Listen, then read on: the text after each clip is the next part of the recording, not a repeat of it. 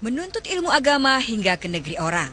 Selain Mesir, negara Yaman juga menjadi salah satu tujuan utama mahasiswa Indonesia untuk mendalami agama Islam.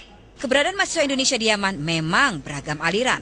Dari sekitar 2.000 mahasiswa Indonesia yang belajar lebih di 20 perguruan dan pondok pesantren yang tersebar di beberapa kota di Yaman.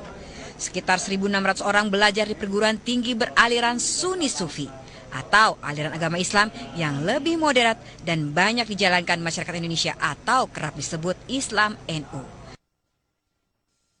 Iya, lantas bagaimana negara harus menyikapi banyaknya mahasiswa yang menuntut ilmu ke Yaman? Kita langsung akan berbincang bersama pengamat masalah Timur Tengah, Bapak Agus Maftuh Abe Gebril, dan juga reporter Atlas kami, Desi Fitriani. Selamat siang, Pak Agus. Selamat siang, Mbak. Desi, selamat siang.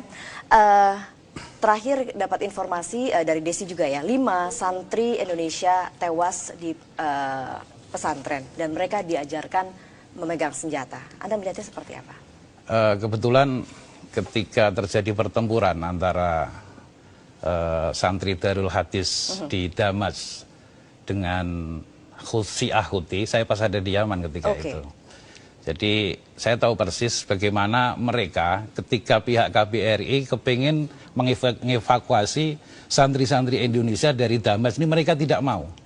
Artinya pemerintah kita sudah melakukan sesuatu untuk menyelamatkan rakyatnya, warga negaranya yang di Damas. Tapi mereka nggak mau. Mereka mengatakan kalau saya pergi dari Damas ini dosa besar. Dalam ideologi mereka dosa besar karena ini adalah dalam bahasa Arabnya dikatakan firar yaumaz zahaf, lari dari medan peperangan. Memang Darul Hadis Damas ini memang agak unik. Jadi mereka pikirannya hegemonik, pengkaplingan kebenaran, kemudian yang lain dianggap sebagai sekte yang sesat. Jadi ini kalau nanti kembali ke Indonesia, mereka tidak akan bisa ketemu sama NU, tidak akan bisa ketemu sama Muhammadiyah. Karena ideologinya berbeda. Bukan cuma ideologi berbeda, jadi mereka sudah melakukan pengkaplingan kebenaran secara personal gitu loh. Bukan dengan NU sama Muhammadiyah saja, tapi sesama mereka sendiri yang agak berbeda pikiran.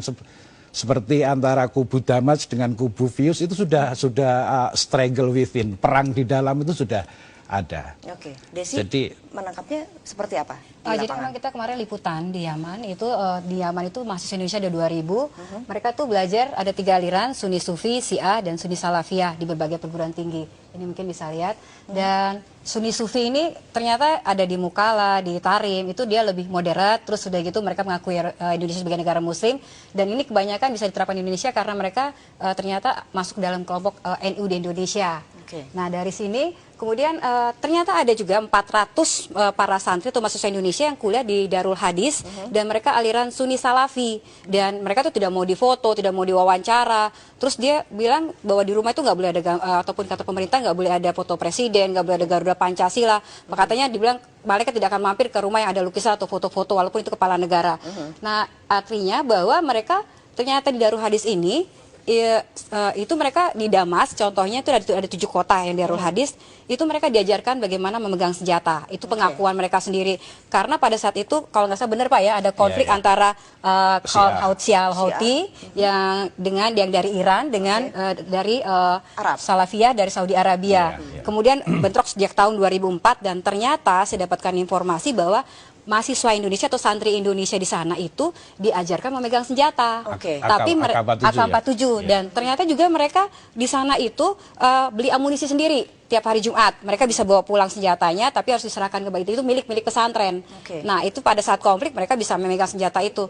Nah keberadaan pesantren kita memegang senjata itu kan jadi polemik sendiri. Ada dari Profesor Abdullah Barun Pak ya, mengatakan kalau santri Indonesia atau mahasiswa Indonesia negara manapun juga kalau belajar agama Islam adalah Al-Quran dan hadis. Tidak boleh senjata walaupun pada posisi terjepit. Nah, tapi ternyata ada beberapa lagi yang mengatakan bahwa itu sah saja karena mereka membela diri ya Pak ya. Membela diri dan kelompok tersebut. Baik, kita akan bahas lebih lanjut lagi masalah polemik yang tadi Desi sebutkan lagi setelah pariwara berikut ini. Pemirsa tetap bersama kami akan kembali sesaat lagi.